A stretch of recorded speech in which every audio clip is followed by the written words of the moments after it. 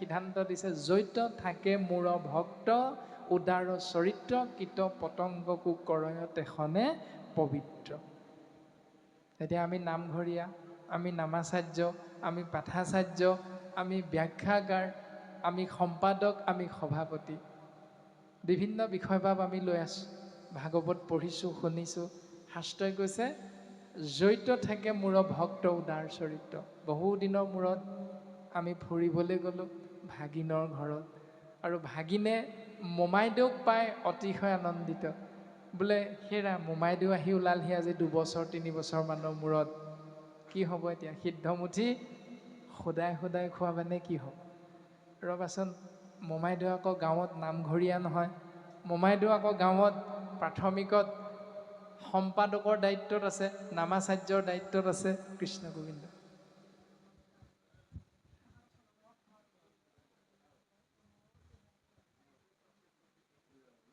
কৃষ্ণ কৃষ্ণ হৰি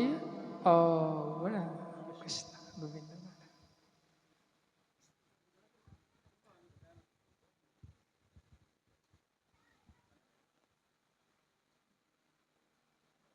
গতিকে ভাগিনে কি কৰিলে? ধৰ্মপত্নীৰ লগত ভিতৰত মনে মনে আলোচনা কৰিলে, ৰ'বাচোন বোলে দাদাই মোমাইক সুধিয়ে চাওঁ। মোমাইক সুধিলে, বোলে মোমাইদেউ আপোনাৰ কথাটো জানো, আপুনি গাঁৱত প্ৰাথমিকত নামঘৰীয়া দায়িত্বত আছে আৰু নামাচাৰ্যৰ দায়িত্বতো আছে আপুনি। তথাপিতো সদায় সদায় ভাতকেইটা খোৱাবলৈ বেয়াও লাগিছে ইমান দিনৰ মূৰত। বোলে মোমাইদেউ যদি খাই মনে মনে কওকচোন, কিবা ভাগ আনিমগৈ। মোমাইদেউ ভাবিলে কোনোতো নাহে ইয়ালৈ, গতিকে একো নাই দিয়া, মাছ অকণ হ'লেও বৰ বেয়া নহয় বাৰু। মাংস অকণ হ'লে নানিবা দেই, অকণমান দিগদাৰ এটা হয়, মাছ অকণ হ'লেও বৰ বেয়া নহয়। এনেধৰণে শাস্ত্ৰসন্মতে চিন্তা যদি কৰোঁ যে জড়িত থাকে মোৰ ভক্ত উদাৰ চৰিত্ৰ, যি স্থানত মোৰ উদাৰ চৰিত্ৰৰ ভকতৰ উপস্থিত হয়, আগমন হয়, সেই স্থানত জন্ম মৃত্যু পাকচক্ৰৰ মাজত সোমাই থকা প্ৰত্যেকটো জীৱৰ মংগল সাধন হয়, শাস্ত্ৰই কৈছে। কিন্তু আপোনাৰ মোৰ উপস্থিতিত নামঘৰীয়া হৈ নামাচাৰ্য হৈও ভাগিনৰ ঘৰৰ পুখুৰীত কিন্তু 2জনী মাছৰ মৃত্যু হ'ল। এতিয়া আপোনাৰ মোৰ উপস্থিতিত যদি জীৱৰ অমংগল হ'ল, আপোনাৰ মোৰ ফলাফল যে যতেক সুকীৰ্তি মানে কৃষ্ণত অৰ্পিব। শাস্ত্ৰই কৈছে সুন্দৰভাৱে, যিমান সুকীৰ্তি আছে কৃষ্ণত অৰ্পণ কৰিব। আজি অনিল তাঁতী বাপজনাই সন্তানটিৰ জন্ম বাৰ্ষিকী উপলক্ষে ভকতৰ সেৱা সুকীৰ্তি ভগৱন্তত অৰ্পণ কৰিছে, ভকতৰ চৰণত অৰ্পণ কৰিছে, যাতে প্ৰত্যেক মুহূৰ্ততে সন্তানটিৰ লগতে পৰিয়ালটি ঈশ্বৰ পুৰুষৰ গুৰুদেৱ নাম ভকতচাৰী মহাবস্তুৰ এক কণিকা কৃপাৰ পাত্ৰ হৈ থাকিব পাৰে। গতিকে এইটো যতেক সুকীৰ্তি মানে কৃষ্ণত অৰ্পিব। কিন্তু যেতিয়াই মেট্ৰিক পৰীক্ষা, হায়াৰ ছেকেণ্ডেৰী পৰীক্ষাত সুখ্যাতিৰে আমাৰ সন্তানটো উত্তীৰ্ণ হোৱাৰ খবৰটো বিয়পি পৰে, সেই দিনটোত ৰাতিলৈ আপোনাৰ মোৰ গৃহত কি হয়? খানা এটা হয়। এতিয়া সেই খানাটো নিৰামিষ হয় নে আমিষ হয়? সেইটোৰ ওপৰতে নিৰ্ভৰ কৰিব আপোনাৰ মোৰ ভক্তি কিমান পৰ্যায়ত আছে, কিমান গভীৰলৈ আপোনাৰ মোৰ ভক্তি আপুনি আমি লৈ যাব পাৰিছোঁ। আমি যি সমাজৰে নহওঁ কিয়, সেই দিনটোত কিন্তু সিদ্ধমুঠি নিৰামিষ নহয়, কি হয়? আমিষেই হয়। গঁৰালত আমলৰীয়া হাঁহটোৰ মৃত্যু হয়, নহ'লে 5টামান ব্ৰইলাৰৰ মৃত্যু হয়। আপোনাৰ মোৰ ধৰ্মবিলাক বৰ্তমান এনেকুৱা হৈ আছে যে কোনো এজন বাপৰ, কোনো এগৰাকী আইৰ যেতিয়া এটা অসুখ হয়, সেই অসুখটোৰ খবৰ পোৱাৰ পাছতো আপুনি আমি সেই ব্যক্তিজনৰ, সেই বাপজনৰ, সেই আইগৰাকীৰ সুবিধাৰ অৰ্থে আপুনি আমি সহায়ৰ হাতখন আগবঢ়াবলৈ অকণমান কুণ্ঠাবোধ কৰোঁ। কিন্তু সেই গৃহস্থী ঘৰৰ সেই বাপগৰাকী বা আইগৰাকী যেতিয়া পৰলোকগামী হয়, তেতিয়া কিন্তু 1 মোন গাখীৰ, 500 মিঠাই, 10 কেজি মাহ দিবলৈ আপোনাৰ মোৰ কিন্তু হেতা ওপৰা লাগে। গতিকে আপোনাৰ মোৰ চিন্তাত ক'ৰবাত নহয় ক'ৰবাত গণ্ডগোল হৈ আছে। যদি সেই 10 কেজি মাহ তেতিয়া দিবলৈ থোৱাতকৈ ঔষধ কিনি খাবলৈ যদি সেই পইচাকেইটা দিলোহেঁতেন, তেতিয়াহ'লে নিশ্চয় সেই বাপজন আৰু কেইদিনমান হয়তো সংসাৰত থাকিলহেঁতেন। এই চিন্তাটো আমি কেতিয়াও নকৰোঁ। গতিকে ভাগৱতৰ ৩য় স্কন্ধত এই কথাখিনি খুব সুন্দৰভাৱে কপিল প্ৰভু আৰু মাতৃৰ মাজত যি আলোচনা হৈছে, এই আলোচনাত খুব সুন্দৰভাৱে পদত প্ৰকাশ হৈ আছে। গতিকে আমি সেই বিষয়বস্তু যদি হৃদয়ংগম কৰোঁ, তাৰ গভীৰতা যদি আমি বুজিবলৈ চেষ্টা কৰোঁ, তেতিয়াহ'লে আমাৰ কৰ্ম কি হ'ব পাৰে, আমাৰ ধৰ্ম কেনেকৈ হ'ব পাৰে, প্ৰত্যেকটো কথা সুন্দৰভাৱে আমি উপলব্ধি কৰিব পাৰিম। আৰু তেতিয়াই ভগৱন্ত পুৰুষৰ কৃপাৰ পাত্ৰ হৈ এই সংসাৰৰ পৰা পৰম গতি লাভ কৰিব পাৰিম। আৰু এই কথাটোকে ৰজা পৰীক্ষিতে যেতিয়া সুধিছে, তেতিয়াই শুকগুৰুৱে প্ৰকাশ কৰিছে, বলিবা অপূৰ্ব কিনো কহিলাহা মণি, ইটো কথা একো পুৰুষতো নতো শুনি। হেৰা ৰাজন পৰীক্ষিত, তুমি হয়তো ভাবিছা যে তুমি কোৱা প্ৰশ্নটোৰ উত্তৰ দিবলৈ গৈ আমি শুকদেৱে তোমাৰ আগত কৈ থকা কথাবিলাক তুমি পূৰ্বপুৰুষত শুনাই নাই। কিবা অদ্ভুত আচৰিত নিচিনা লাগিছে আমি হয়তো এতিয়া ব্যক্ত কৰা কথাখিনি। গতিকে তুমি আচৰিত নহবা ৰাজন, তুমি পূৰ্বপুৰুষত হয়তো নুশুনা কথা আমি তোমাৰ আগত প্ৰকাশ কৰিছোঁ, তাৰ উত্তৰ আমি তোমাক সুন্দৰভাৱে প্ৰকাশ কৰিম সহজ সৰল অৰ্থত। হে ৰাজন, তুমি সাৱধানে শ্ৰৱণ কৰিবৰ বাবে তুমি প্ৰস্তুত হোৱা। এই বুলি শুকদেৱে সিদ্ধান্ত দিবলৈ আগবাঢ়িছে। আমাৰ পাঠাচাৰ্য বাবজনাই পুনৰ ইয়াৰ পাছৰ পদে কি ক'ব আগবঢ়াই দিব। আমিও সীমিত জ্ঞানৰ গৰাকী আপোনাসম মহামহন্তৰ আশীৰ্বাদ হীৰুগত কৰি আসনাধীষ্ঠ হোৱা হৈছে। পদে কি ক'ব পুনৰ আমি পদৰ মাজলৈ আগবাঢ়িম। কৃষ্ণ কৃষ্ণ।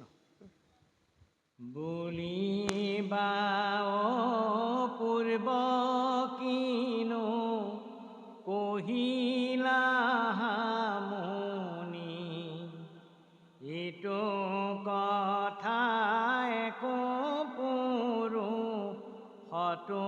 নতো শুনি। শুনা সাৱধানে আৰু নিপতি উত্তৰ, ইটো মহাভাগৱত শাস্ত্ৰ বৈকুণ্ঠৰ। আন মহাধৰ্ম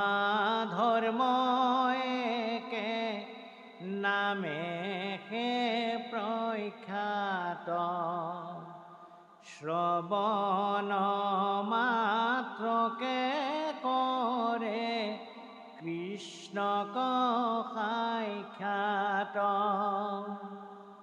পূজা নমস্কাৰ ধ্যান সমস্তে দুষ্কৰ, হৰি গুণ নাম ধৰ্ম মহাসুখকৰ। শ্ৰী বাইল বিধ সমস্তৰে অধিকাৰ, চাণ্ডালকো কৰে নামে তেখনে উদ্ধাৰ।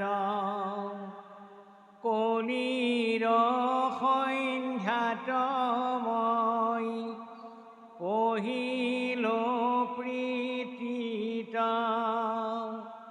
তুমি মহাবৈষ্ণৱত কৰিব বিদিত। প্ৰশ্নৰ উত্তৰ দেও শুনা সাৱধান, কৃষ্ণৰ নামেহে জানা পৰম কল্যাণ। নামে সাধে যাৰ যেন মত অভিলাষ, জীৱা মুখ চাহৈ বৈকুণ্ঠত দেন্ত বাস। জ্ঞানৰো জানিবা হৰি নামে মুখ ফল নাহি কে নামত পৰে পৰম মঙ্গল চাৰিও বেদৰ সাৰ এহি হে নিশ্চয় জানি পৰীক্ষিত তুমি তেজিও সংশয়